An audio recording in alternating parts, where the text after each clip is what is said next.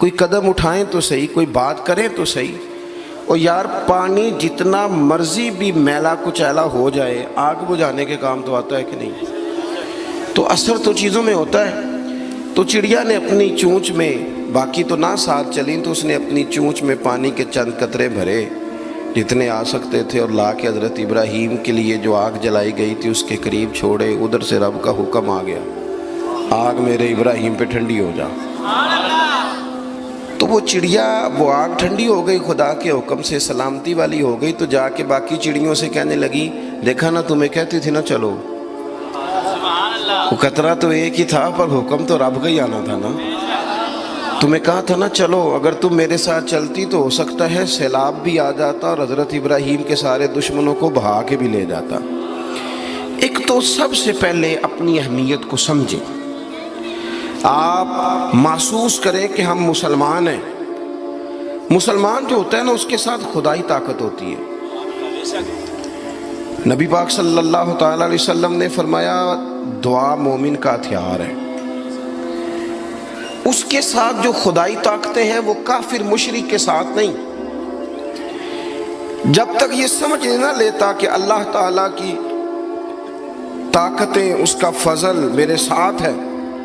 دیکھیں احد کے میدان میں جب ابو سفیان پکارے، ابھی کلمہ نہیں پڑھتے تھے، وہ پکارے، انہوں نے کہا کہ کدھر ہیں فلاں بن فلاں، فلاں بن فلاں کدھر ہیں، دیکھو تمہارے کتنے لوگ ہم نے شہید کر دیے۔ تو حضور نے صحابہ سے کہا، اسے کہو کہ تم تو کسی مولا کو مانتے نہیں، اور ہم کوئی لوارث تو نہیں، ہمارا تو رب رسول ہے۔ ان سے کہو ہمارے جو چلے گئے وہ شہید ہیں، جو بچ گئے وہ غازی ہیں۔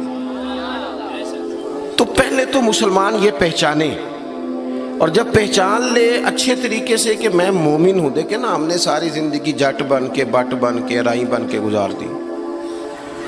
کچھ چاہیے نا کہ زندگی کی کچھ 4 سال مسلمان بن کے بھی گزارے۔ اقبال کہنے لگے، یوں تو سید بھی ہو، مرزا بھی ہو، افغان بھی ہو۔ دل کبھی کرتا ہے کہ اقبال سے پوچھوں، آپ نے سب سے پہلے سید کا ہی نام لے دیا ہے۔ یوں تو سید بھی ہو، مرزا بھی ہو، افغان بھی ہو، اور تم سبھی کچھ ہو، بتاؤ کہ مسلمان بھی ہو۔ نعرہ تکبیر، نعرہ رسالت، نعرہ حیدری۔ تو سب سے پہلی بات تو یہ کہ مسلمان کو سمجھنا۔ دوسری بات یہ کہ جب وہ سمجھ لینا کہ میں ایک مومن ہوں، جس طرح باپ ہونے کی حیثیت سے کوئی ذمہ داریاں ہیں، استاد ہونے کی حیثیت سے کوئی ذمہ داریاں ہیں، ہماری کسی جماعت کا مقتدا ہونے کی حیثیت سے ذمہ، اس طرح بحیثیت مومن بھی ہماری کچھ ڈیوٹیاں ہیں۔ اللہ تعالیٰ نے قرآن مجید میں فرمایا، والعصر، محبوب آپ کے زمانہ پاک کی قسم ہو، ان الانسان لفی خسر، بے شک انسان نقصان میں، خسارے میں، سب انسان نقصان میں، الا الذین، سوائے ان لوگوں کے، آمنوا وعملوا الصالحات، جو ایمان لائے اور پھر نیک اعمال بھی کیے۔ نرا ایمان نہیں، آپ جہاں بھی قرآن مجید دیکھیں گے نا، اگرچہ بچائے گا نرا ایمان ہی بندے کو، لیکن یہ جو اعمال صالح ہے نا، یہ ایمان ہی کا ثمرہ ہے، یہ اس کا نتیجہ ہے، یہ اسی کی شاخیں۔ بندہ مسلمان ہو تو اس کے کام بھی تو مسلمانوں والے ہو نا، مومن ہو تو اس کا رویہ بھی مومنوں والا ہو۔ ایسا تو نہیں ہے نا کہ آپ زبردستی منوائیں گے اور کوئی کام نہ کرے وہ مومنوں والا، لیکن وہ کہے کہ میں تمہیں منوا کے چھوڑوں گا۔ فرمایا ایک تو ایمان لائے، اور مضبوط ایمان، تگڑا ایمان، اور پھر وہ اعمال صالحہ کرے، اس کے کردار سے، گفتار سے، اٹھنے سے، بولنے سے، بات کرنے سے، لین دین کرنے سے، معاملات کرنے سے، تجارت کرنے سے، اسلام چھلکے، اس کا لب و لہجہ مسلمان ہو۔ اقبال کہنے لگے، خرد نے کہہ بھی دیا لا الہ الا اللہ تو کیا حاصل، دل و نگاہ اگر مسلمان نہیں تو پھر کچھ بھی نہیں۔ یعنی اس کے اعمال بھی ہوں اسی طرح کے، اس کا رویہ بھی ہو مسلمانوں جیسا۔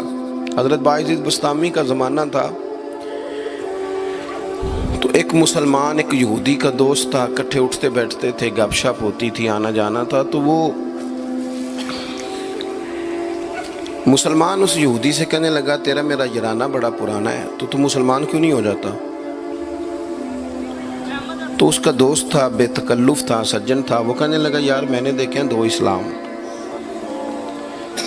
ایک اسلام وہ ہے جس پہ تو عمل کرتا ہے، اور ایک وہ ہے جس پہ حضرت باعزید بستامی عمل کرتے ہیں۔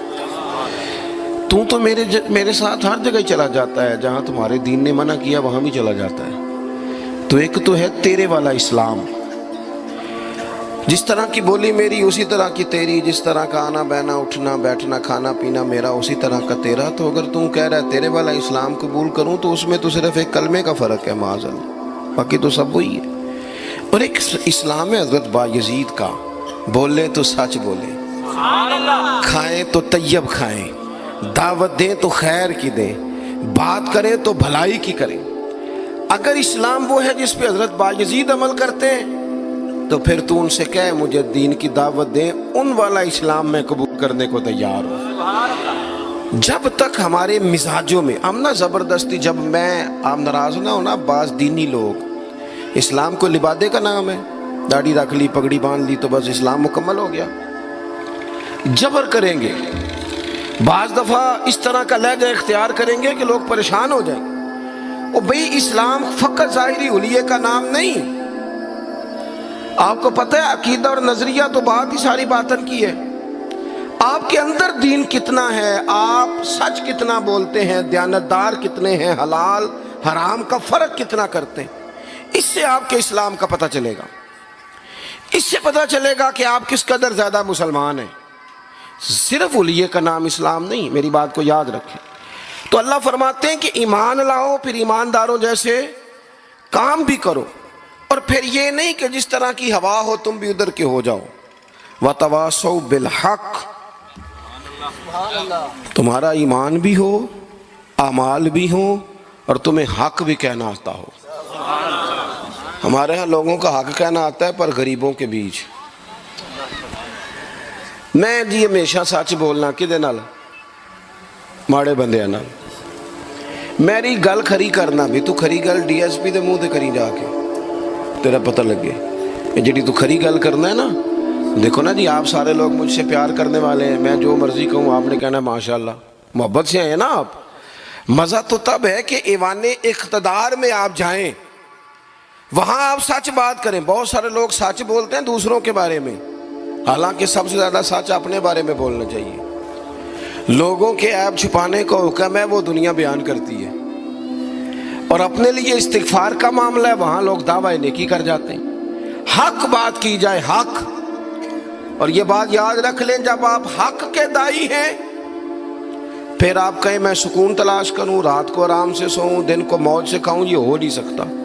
حق کا رستہ بہرحال اس میں سپیڈ بریکر بھی آتے ہیں، اس میں کانٹے بھی آتے ہیں، اس میں تکلیفیں بھی۔ حضرت جنید بغدادی نے ایک بندے کا جنازہ پڑھا تو لوگ کہنے لگے جی سارے ہی انہوں چنگا آندے رہے، بندہ ہی کمال تھا، کسی کو شکوہ ہی نہیں، سب ہی اچھا کہتے۔ حضرت جنید بغدادی فرمانے لگے اوہو غلطی ہو گئی، منافق کا جنازہ پڑھ لیے، یہ تو جس کے منہ پہ جاتا تھا اسی کا ہو جاتا تھا۔ آپ فرمانے لگے اگر سچی بات کرتا تو کچھ نہ کچھ مخالف بھی ہوتے، اس لیے کہ ہر بندے کا